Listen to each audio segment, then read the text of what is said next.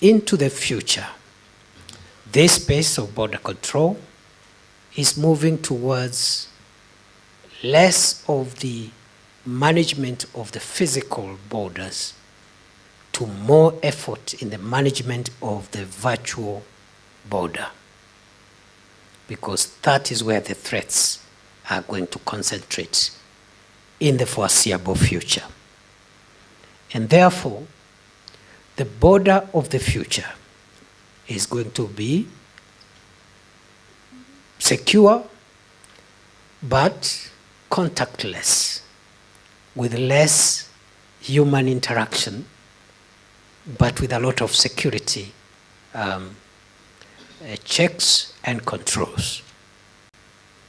The use of technology, in particular digital technology, is going to become crucial for future border control and management. Future border control and management is going to be driven by data. And that is why big data is irrefutably one of the key drivers of the fourth industrial revolution. And therefore, in this space, data is going to be crucial. If you have the data, you are able to secure your territory. If you don't have the data, it doesn't matter the hardware and the human resources that you deploy.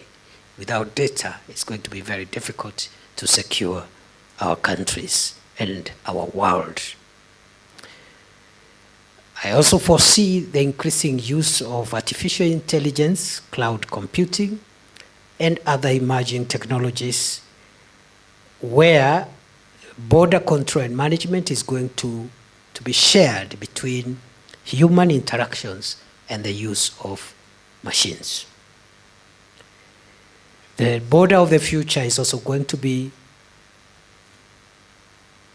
a synergy, connection, and shared responsibilities between the public and private players.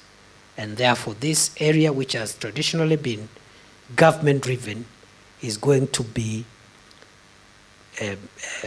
tempered or a bit influenced also by private sector, because of the increasing role of private players, not only in the whole space of human capital movement, trade, and so forth and so on.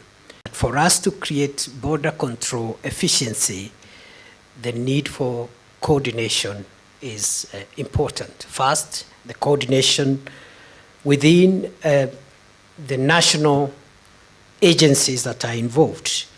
And here in Kenya, we have the Border Control Operations Coordinating Committee, BCOCC, which is chaired by the PS responsible for internal security, which exercises oversight over operations of respective agencies at the ports of entry and exit, and also formulating and implementing policies for the management and control of our borders. Other than the intra-national cooperation, there is of course need for bilateral coordination, which is the reason why all our brothers and sisters from the neighboring countries are here, because we are all one, and what they are doing in their countries is important to us, the same way what we are doing here in Kenya is important to them. And of course, the need for multilateral and global coordination. And that's why we have our friends and partners, brothers and sisters from outside the immediate neighborhood. The traditional way of securing our territories will still remain to be relevant, and therefore the traditional security hardware will remain crucial for countries in the immediate future, even as we look at the changes that are driving us to looking at things differently. In this regard, I am pleased to report that the government of Kenya has made significant investments in equipping our security forces with the latest equipment technology and resources to combat threats to our national security. And this we are doing through the modernization of equipment of the National Police Service and also the National Intelligence Service, together with the Kenya Defence Forces, which are our organs of our national security. We are in a serious and deliberate modernization program to make sure that our police service, our intelligence service, and the Kenya Defence Forces have the latest equipment which are able to secure our borders. And we are also investing seriously in cyber security to make sure that our cyberspace as a country is also free from the threats that we continue to face. The border is the place where countries exercise their territorial control and jurisdiction.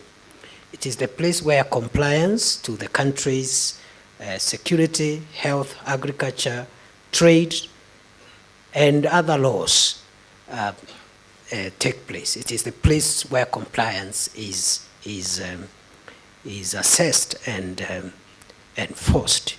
However, the concept of the border has changed, qualitatively speaking, because today, while the physical border still exists, there is also the virtual border, which has brought its own complications and has become even more critical to manage and control, even more than the physical border. So as we struggle in harnessing our efforts to control and manage the physical border, we are confronted with the virtual border, which is giving us even more complications. As you're aware, traditionally we have always looked at our national borders in terms of the airspace, the sea, and also the land.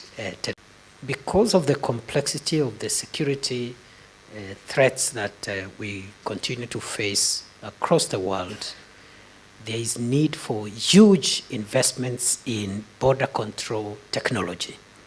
And for many countries, including countries that are fairly well off economically, managing borders in the light of modern threats requires huge resources, and not many countries are able to put together the kind of technology that is required for effective border control and management, including the virtual border that I talked about.